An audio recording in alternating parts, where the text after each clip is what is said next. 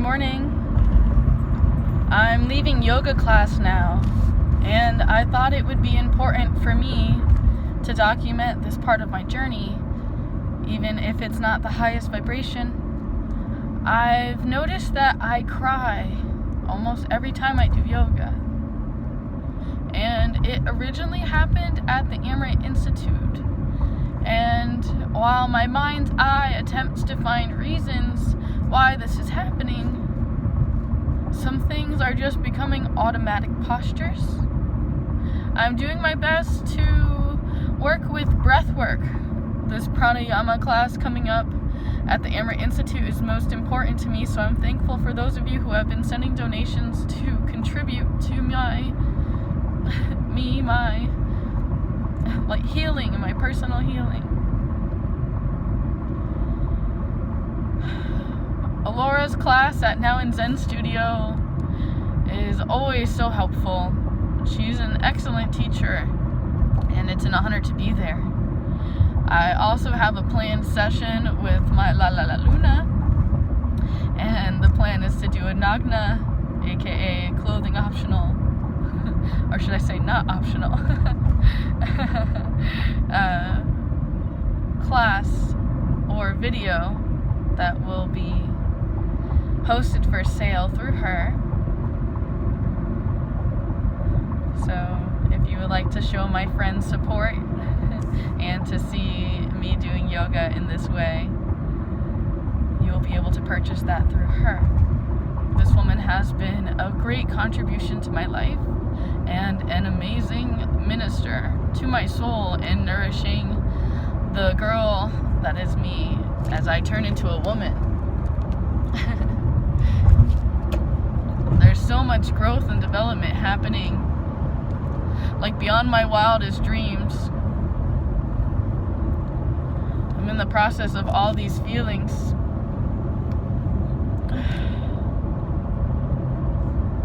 And I, as a love addict, am feeling like, man, I really want to hug. And like put my heart on someone else's heart and just be fully embraced. However, like almost like 90% of people, like, I don't want that. I want to run away and I can't take it. So having to go through these extremities of being a love avoidant versus a love addict, it's like me against myself as I'm in this process of recovery. And I can notice like my attachment to my original caregivers, my parents, and I especially notice the polarities, you could say. Like my father was always rather distant and independent, and with his, at the time, terminal illness, I understood that like my father, in my opinion, didn't want to get close to me because how painful it would be for me to lose him.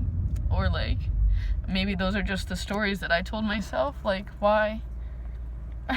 Though at the same time I noticed that my father isn't necessarily just that kind of person, like even in his romantic life. And then my mom, on the other hand, is like constantly hands-on, like smothering me with all of her love. So trying to find the balance in my adult life now, in my love life, and in my friendships and my companionships, and understanding healthy relationships is kind of like a war for me. And there's been a lot of people that come and go in my life, and there's been a lot of people who have used me for my energy or for what I could do for them. And it's been really hard to find the boundaries, you know, like sometimes when you want love, you just want to give people everything they want and need and more, you know? Though there comes a point of self-preservation that needs to occur to show the self-love in a very specific way. The purging process of eliminating these toxic people, every time I cut the cords from these people, I get physically ill. As if they are wishing me like harm if I'm not with them, or that their love is conditional and torturous otherwise. And for me, that's really toxic, because I am a very free spirit, and I desire to almost basically be a Mother Mary and send loving, kind energy to every single organism on this planet. And I imagine my husband will have to be very accommodating to Trina and her desires of traveling and doing these selfless acts of service, so they will seem like to the outside, yet every act that I do is an act of love and devotion. I'm attempting to waste time with this video, if you will.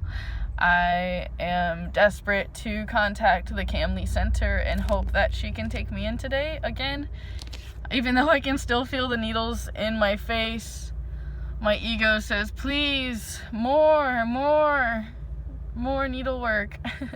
Some parts of me are nearly numb, and the needlework really helps with the nerves and helps release a lot of this energy. Like, there's a lot of pain in the heart center that just like comes up all the time, and I don't always know why. But it's just like some of the most extreme pain, to the point where it's just like the consciousness doesn't understand where it comes from.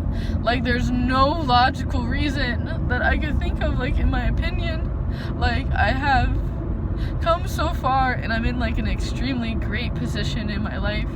Like, I feel like I'm finally like committed to myself in a way where I'm going to go to school and do this acupuncture stuff and really push myself. But like, when I have difficulties reading things like Thinking Fast and Slow and just like being like sit with it, it tells me a story. Like, how are you going to get through acupuncture school if you can't even finish this book?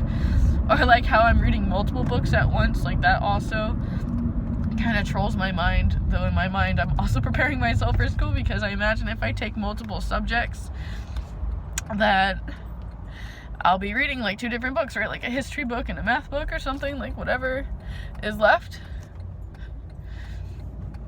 I understand I have a lot of options. In some ways I'm making things more difficult for myself. I do have the option of working at a bar. However, I don't think that that would be most appropriate for me, as much as I would love the income. Like, I would love to be making that bank, of course. But like, it would be so difficult for me to be in the bar and like watch people like suffer, and then to like be the one to give them that medicine. Like, I don't know if that's something I could support and be. Again, like, unless I worked at Oddbirds, like, I imagine that's the only bar I would ever want to work, only because I would like to understand their chemistry and their understanding and love and appreciation for the alcohol. For me, I see it as liver abuse. However, my past conditioning is also why I think and feel this way. So I'm attempting to still respect myself and that process. I'm looking for a tissue.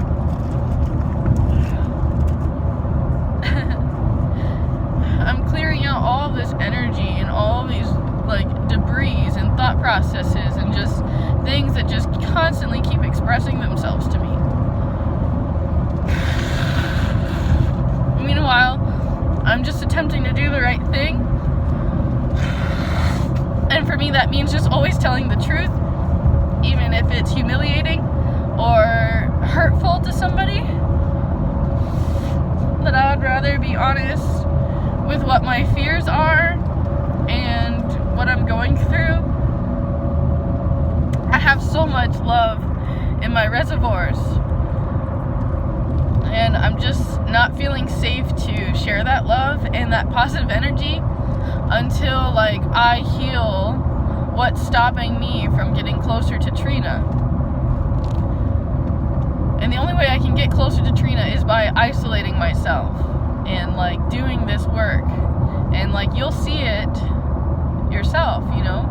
I'm journaling this process so you can see like like the yogi still falls down, and it's like a constant process. I have many fantasies and visions and dreams and imaginations I have this song in my hand. The song in my hand, isn't that interesting? I'm saying in my hand because I'm imagining holding in my hand the box that I saw this woman give to her friend today, which is a little prayer box, which my mom actually gave me a prayer box too. And mine doesn't say this, but hers says, no longer a slave to fear, which is like a song from church that I remember when I went with Morgan. I'm no longer a slave to fear. I used to love that song. And like, I kind of wish I still knew what song that was so I could hear it again. Because I remember it being very motivational for me and pushing me towards the good. So I'm just like sitting with all this pain, and I am choosing not to reach out to anyone. I'm reaching out here. This video will probably be uploaded later, like a couple days later, depending on the circumstances. I have been making videos for my fans only, and I'm thankful for those of you who have been supportive there.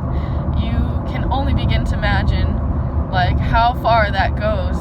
Despite the cut that they take, it's still so helpful, and I'm appreciative to them hosting my content and having a space for me. So know that time is limited and the content there is rare, and most of the time it is very exclusive to that place.